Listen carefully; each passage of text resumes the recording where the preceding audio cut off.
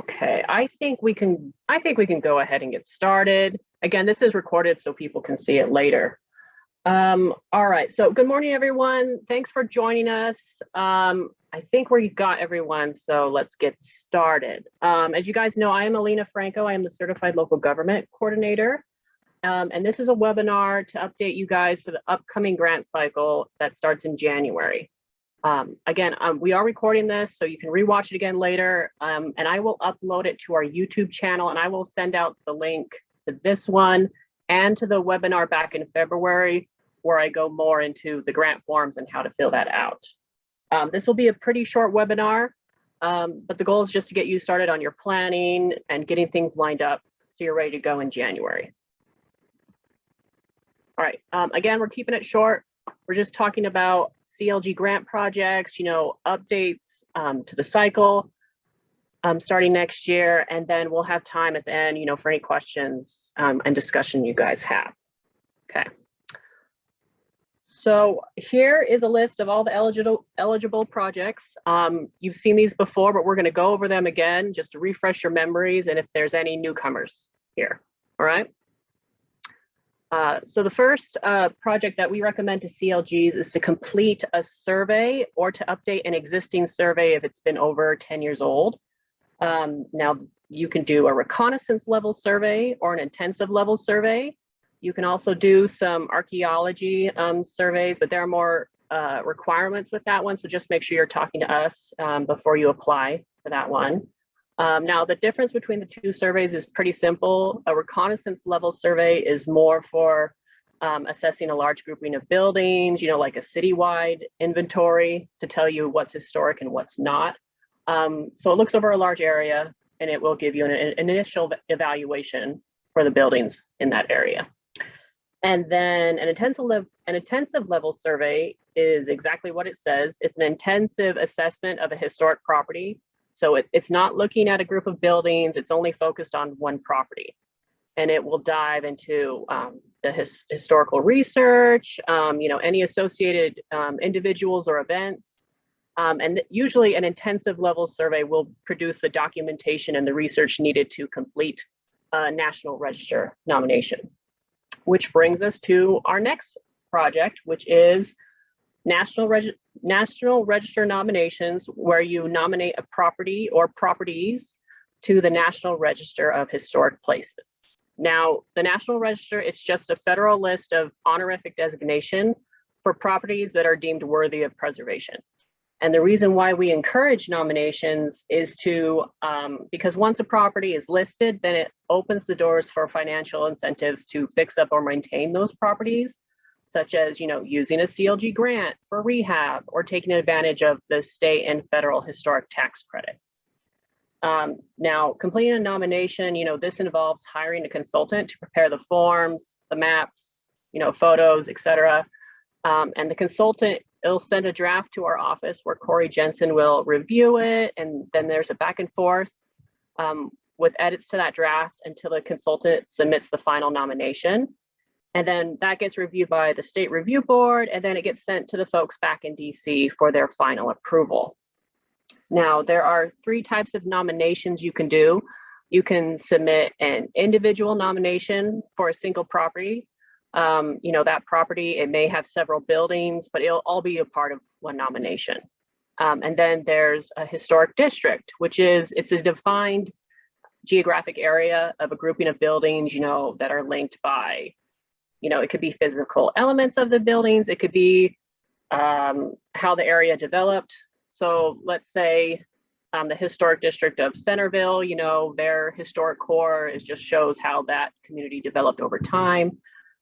So any building within the historic district, it's going to be either contributing, which means it contributes to the historic identity of the district, or it's going to be non-contributing, which means it's a non-historic building, or it's just been altered so much that it's lost its integrity or its authenticity. And then the last one, there's multiple property submission, which is a grouping of buildings that are related usually by a common theme. So it's not limited to a geographic area like a historic district. So it could be, a grouping of mining buildings throughout the state. It could be commercial buildings throughout the state.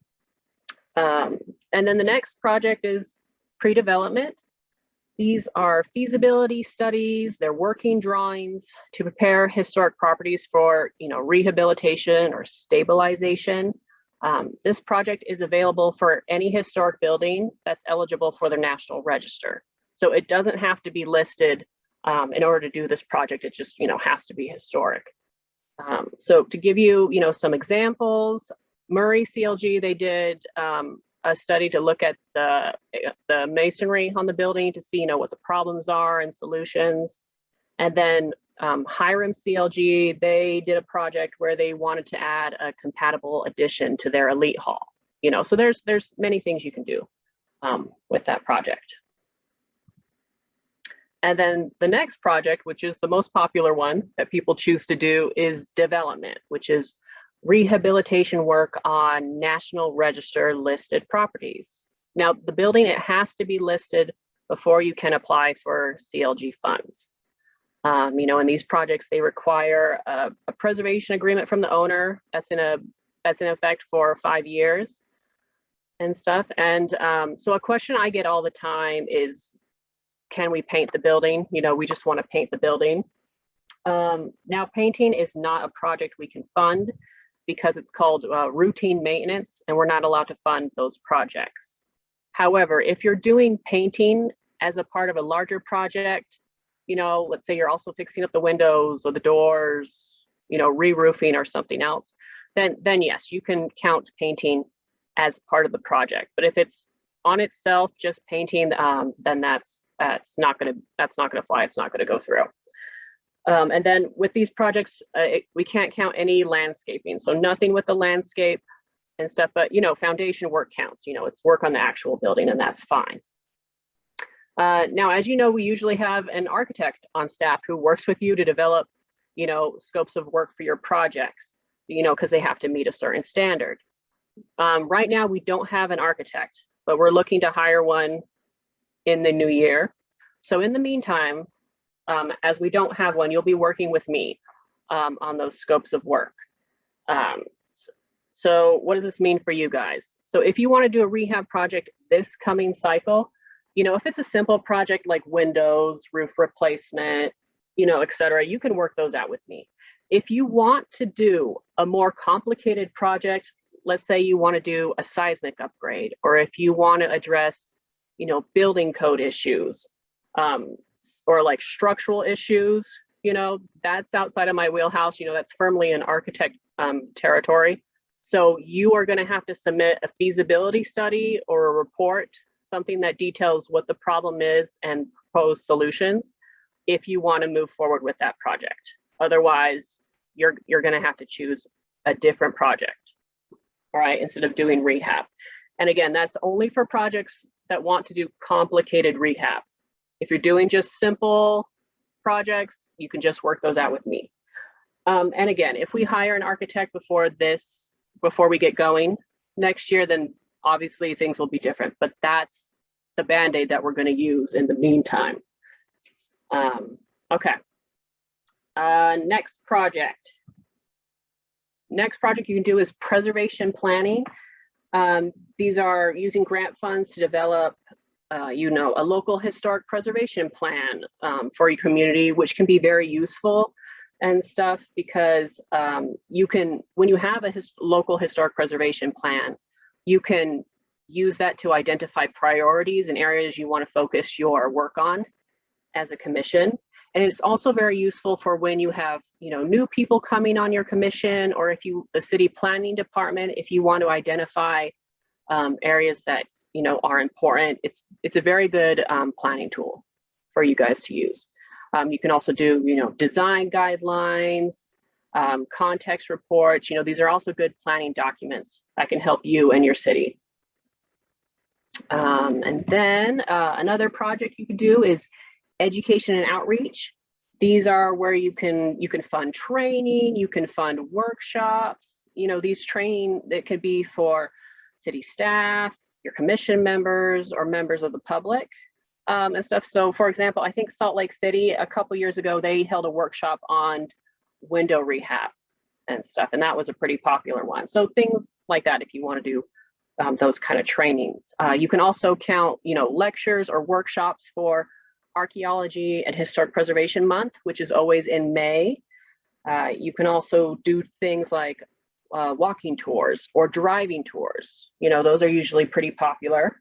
Now, the things we cannot fund with this grant. You can't do anything related to fundraising. We can't do signs and plaques. We used to in the past, but the Park Service says no more.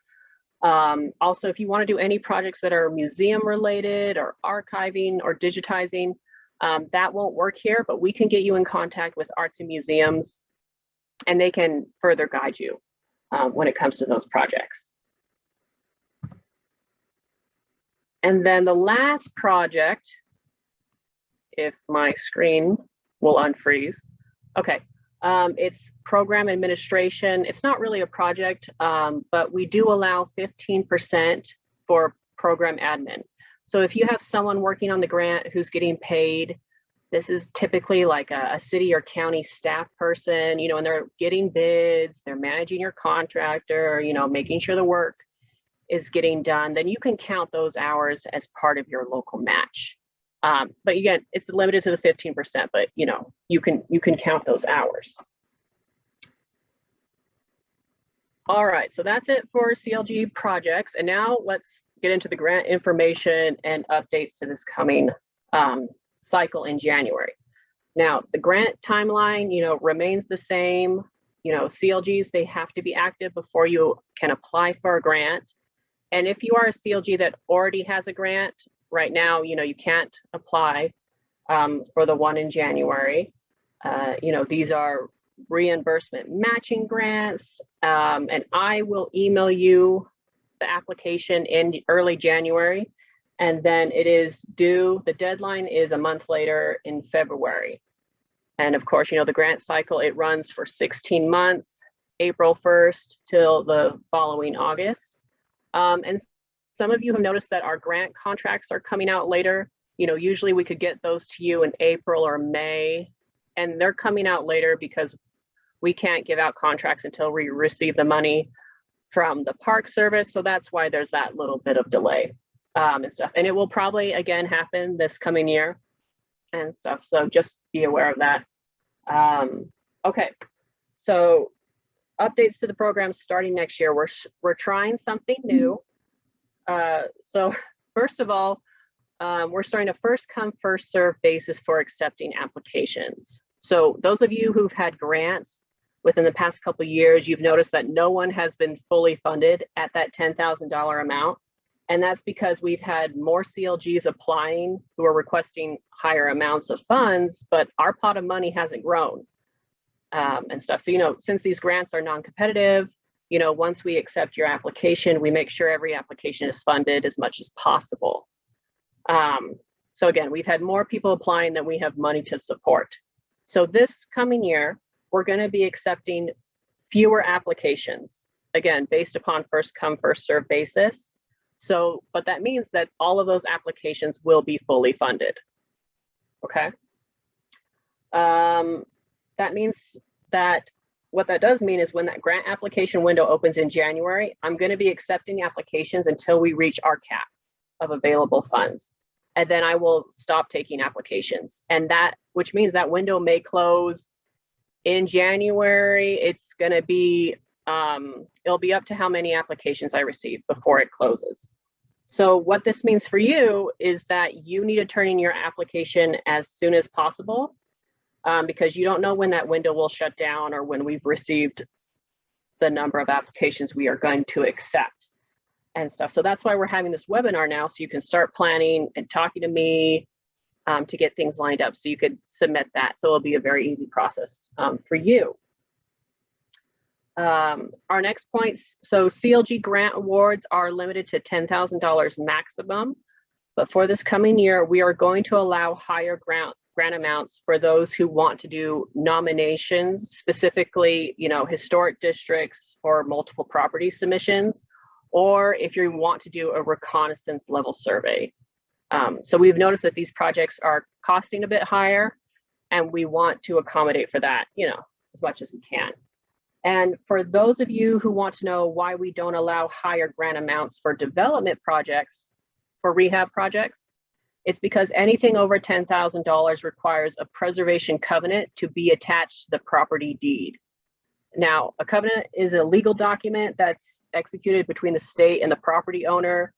It's legally enforceable by the state, which requires the owner to maintain and preserve the historic materials for a period of, it could be 5 to 10 years. Depending on the grant amount.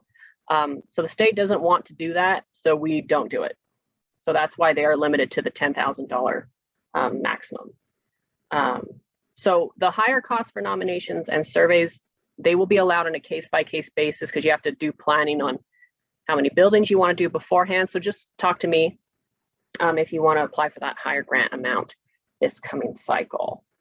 And then the last step update, it's just for development projects. They may require a feasibility study beforehand if you want to do a complicated project, so, or like for ADA, for building code compliance, for, major seismic upgrades or structural issues, you will need to submit a report. And if you don't have a report, you can use your CLG grant to do one, or you're just going to have to choose a different project. Okay. And again, talk to me if you think that is going to be an issue for you in this coming cycle. Okay.